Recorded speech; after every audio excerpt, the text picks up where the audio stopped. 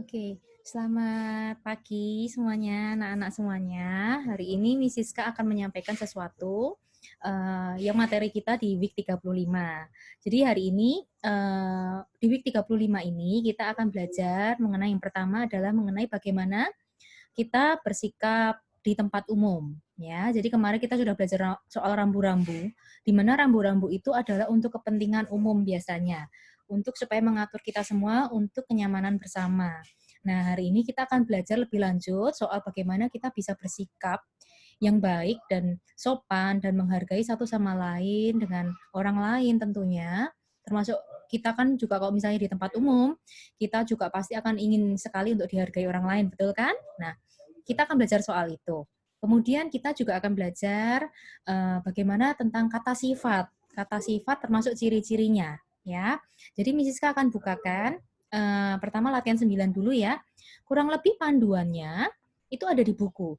Miss Siska sudah tuliskan di latihannya kalian, latihan 9 kalau nggak salah ya, betul ya?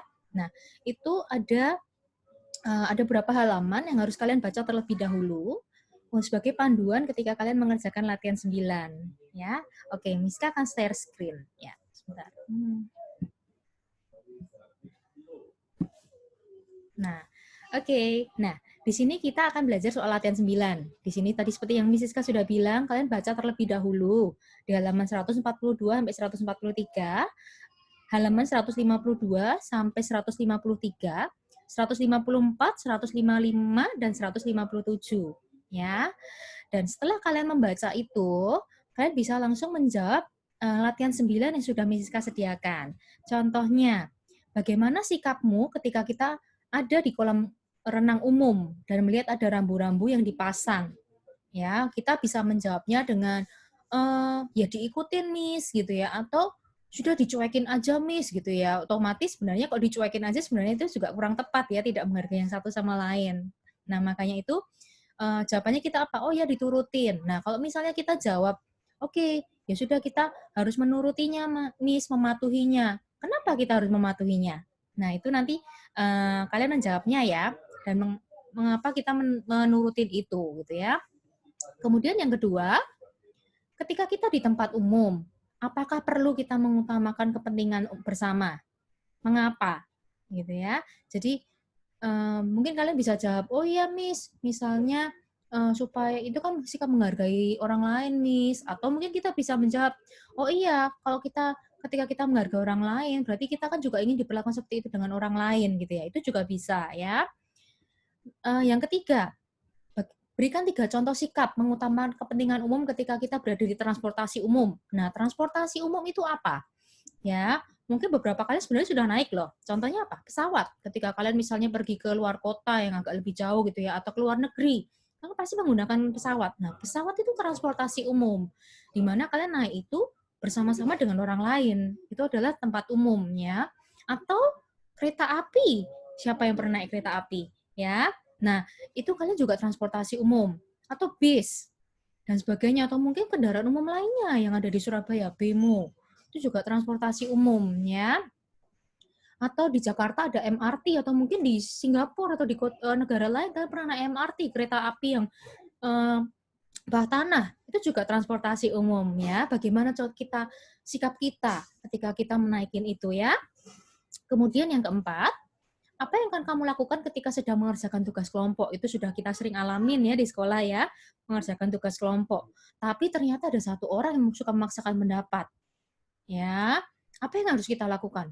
Kita marah, teriak-teriak, atau kita jauh terus kita ngambek gitu ya? Atau apa? Atau kita laporkan guru? Nah, kenapa kok kita melakukan itu gitu ya? Jelaskan. Kenapa kita mengambil sikap seperti itu? Yang kelima,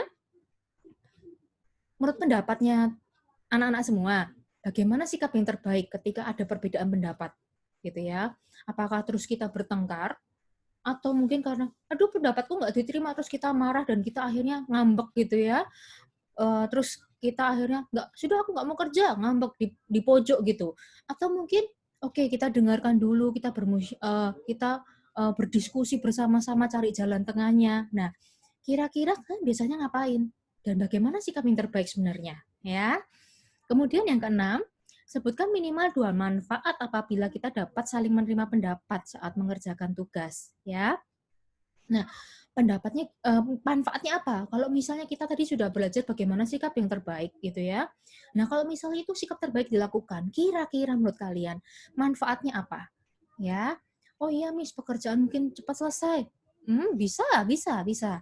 Atau mungkin apa? Kan coba pikirkan, kasih Miss Siska 2, ya.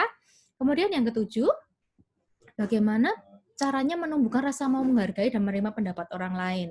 Ini bisa berbeda-beda tiap anak, ya. Kalian mungkin bisa, oh ya Miss, harus belajar Miss, harus terima masukan, atau belajar rendah hati Miss, gitu ya. Kita harus mulai dari diri kita sendiri, boleh, boleh. Tergantung dari kalian, ya. Nah, ini untuk latihan 9. Kalau misalnya ada pertanyaan lagi, menurut Miss Siska ini kalian bisa jawab kok dengan membaca dari buku, kalian pasti sudah, Miss Siska yakin kalian bisa menjawab ini, ya. Nanti kalau misalnya ada apa-apa, nggak apa-apa. Nanti dari Miss Siska, Mr. Jojo, Miss Lydia maupun Miss Ellen, itu pasti akan memberikan komen untuk jawabannya kalian, ya. Oke. Kemudian Miss Siska akan meneruskan soal ini, kata sifat. Nah, mungkin kalian bingung kata sifat itu apa, ya kan? Kata sifat itu biasanya untuk memberikan suatu, menceritakan suatu keadaan, suatu objek. Objek ini bisa manusia, bisa hewan, bisa tumbuhan maupun barang. Ya, kata sifat itu mengungkapkan keadaan atau sifatnya. Contohnya apa? Contohnya, wah pohon itu tinggi dan besar ya, Miss. Tinggi dan besar itu kata sifat. Ya, atau misalnya, iya Miss, eh, itu loh Miss, pegawai kantin yang baru itu loh Miss, orangnya ramah loh Miss. Nah, ramah itu kata sifat, berarti kita sedang menceritakan soal orang itu. Atau mungkin gini, ya Miss, aku punya tetangga Miss, dan tetangga saya tuh punya anjing, anjingnya galak Miss, gitu ya. Nah, galak itu kata sifat. Atau contoh apa lagi? Ya kan? Miss, itu loh temanku Miss, temanku ini loh sukanya apa ya, anaknya itu bersihan Miss, gitu ya. Nah, suka bersihan itu ternyata kata sifat, ya. Nah, tapi Miss Siska mau ajarkan bahwa ini tidak berhenti pada kata sifat aja. Itu ada alasannya kenapa kita bisa menyebutkan oh, anjing itu galak. Kenapa kok bisa menyebutkan pohon itu tinggi dan besar? Atau kita bisa menyebutkan bahwa pegawai kantin yang baru itu ramah. Atau kita bisa menyebutkan bahwa anak itu bersihan. Itu pasti ada alasannya. Betul kan? Nah, alasannya itu biasanya Miss Siska sebutkan di catatan ini, itu tentang eh, ciri-ciri. Miss Siska akan rangkum itu sebagai satu kata, yaitu ciri-ciri, ya. Nah, contohnya, anjing itu galak loh Miss, anjing tetangga saya. Nah, anjing tetangga saya galak itu, kenapa kita bisa bilang itu?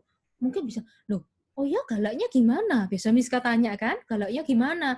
Iya Miss, soalnya suka menggonggong. Terus kalau dilepas Miss itu ngejar saya, Miss itu galak sekali. Nah, itu alasannya, itu berarti ciri-ciri dari galak menurut pendapat kita, ya. Atau mungkin, Miss, pegawai kantin itu ramah loh Miss, gitu ya. Nah, ramah itu, loh kenapa kok bisa bilang, iya soalnya suka tersenyum Miss. Terus kalau menyapa aku Miss, itu dengan senyum, dengan lembut, ramah sekali Miss. Itu ciri-cirinya ternyata, ya. Atau mungkin bisa bilang apa lagi? Tadi Miss kasih contoh apa lagi ya? Oh ini, Miss, oh anak itu bersihan loh Miss. Nah, bersihan, kira-kira loh kenapa kok bisa bersihan? Loh iya Miss, tiap kali tangannya kotor dikit loh Miss, anaknya itu selalu cuci tangan Miss. Dia nggak suka kotor-kotor. Ketika ada kotor dikit, dia langsung ambil tisu, langsung dielap gitu ya. Anak itu bersihan sekali. Nah, itu ciri-cirinya. Atau mungkin seperti kok di catatan ini yang sudah Miss Siska kasih, itu ada anak kecil itu cantik sekali gitu ya. Nah, ciri-ciri cantik. Tapi ini subjektif ya. Subjektif itu maksudnya gini, tiap orang itu bisa berbeda. Ya, menurut pendapat Miss Siska anak itu cantik. Tapi mungkin menurut pendapatnya Miss Lydia mungkin ya, anak itu nggak cantik gitu ya. Dan cantik itu tidak menjadi patokan. Atau misalnya anak itu ramah ketika kita bisa bilang, orang itu tersenyum, soalnya suka tersenyum makanya ramah. Tapi ada orang lain yang bilang, ya biarin aja, lakiku nggak ramah gitu ya, cuma senyum-senyum, setiap orang bisa jadi. Jadi jawabannya kalian di sini mungkin bisa beda-beda, nggak apa-apa ya. atau cantik. Mungkin bagi sebagian orang matanya besar gitu ya, kulitnya putih itu cantik. Tapi sebagian besar orang yang lain bisa bilang, nggak harus nih putih, nggak harus cantik. Bisa aja kulitnya mungkin sawo matang itu agak kecoklatan gitu ya. Tapi anak itu ternyata cantik meskipun kulitnya tidak putih, Miss. Loh, bisa jadi.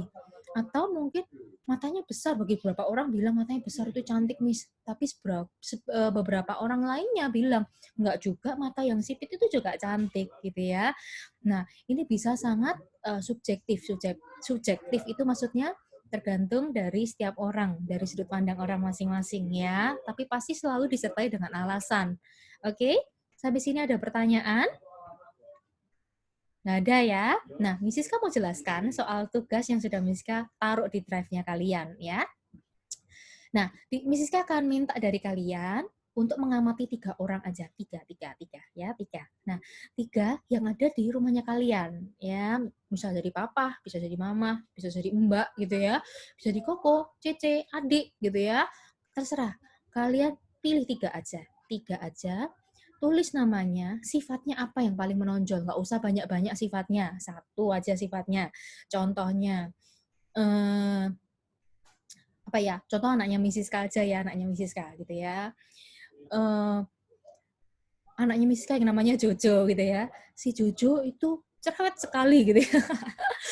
Iya, suka ngomong gitu ya. Ciri-cirinya dari kenapa kok Misiska bilang anaknya Misiska ini cerewet sekali gitu ya.